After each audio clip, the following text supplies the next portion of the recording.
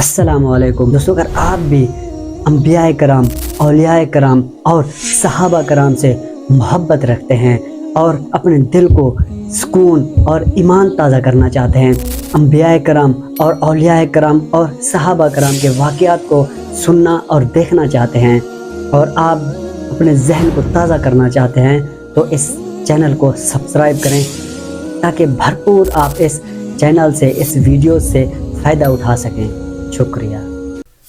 कायनात का हर राज और हर इल्म और हर हिकमत सिर्फ अल्लाह रब्बुल इज़्ज़त के अख्तियार में है। वो जिसे चाहे जितना चाहे इल्म अता फरमाए, मगर कभी ऐसा भी होता है कि अल्लाह एक नबी को एक किस्म का इल्म देता है और दूसरे बंदे को उससे मुख्तलिफ इल्म अता करता है।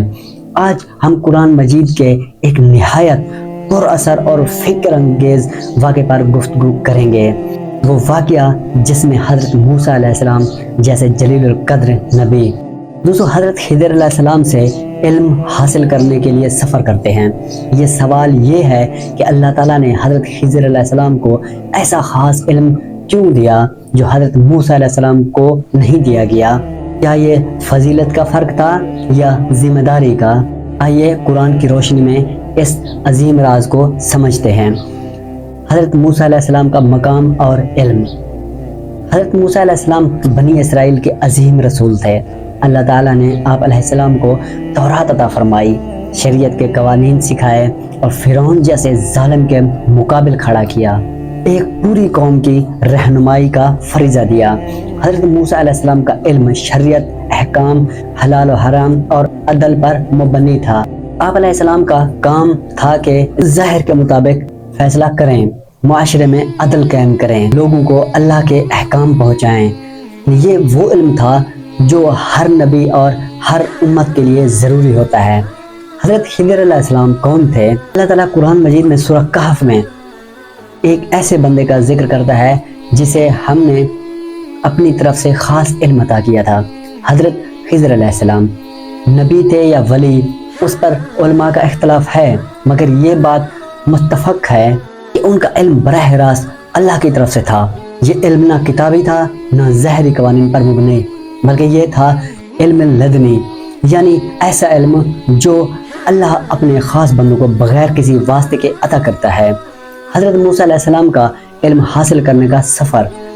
हज़रत मूसा अलैहिस्सलाम ने जब सुना कि अल्लाह के बंदे के पास एक ऐसा इल्म है जो उनके पास नहीं, तो आप अलैहिस्सलाम ने आजिज़ी के साथ फरमाया, क्या मैं आपके साथ रह सकता हूँ ताकि आप मुझे वो इल्म सिखाएं जो आपको सिखाया गया है।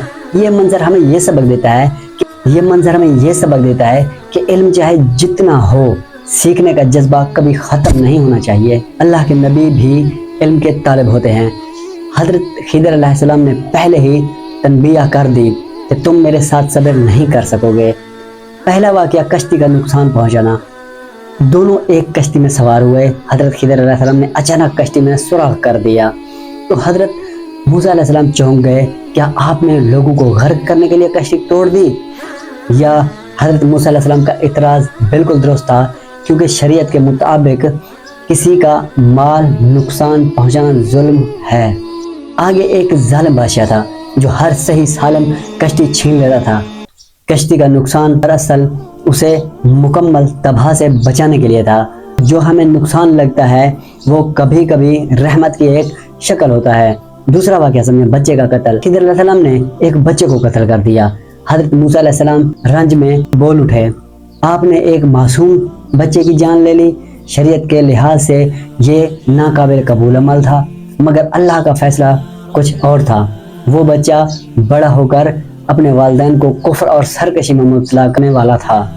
अल्लाह ने उसके बदले एक नेक औलाद अता करने का इरादा फरमाया। अल्लाह मुस्तकबिल को जानता है, इंसान सिर्फ हाल देखता है। तीसरा वाक़या गिरती हुई दीवार। एक बस्ती में किसी ने मेहमान नवाजी ना की, उसके बावजूद हज़रत खिज़र अलैहिस्सलाम ने एक गिरती हुई दीवार सीधी कर दी।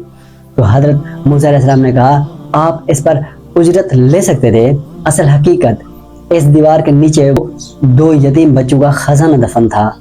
उनके वालिद नेक आदमी थे। अल्लाह चाहता था کہ بچے بڑے ہو کر اپنا حق خود حاصل کریں۔ سبق سمجھیں، نیکی کبھی ضائع نہیں جاتی، اولاد پر والدین کی نیکی کا اثر پڑتا ہے۔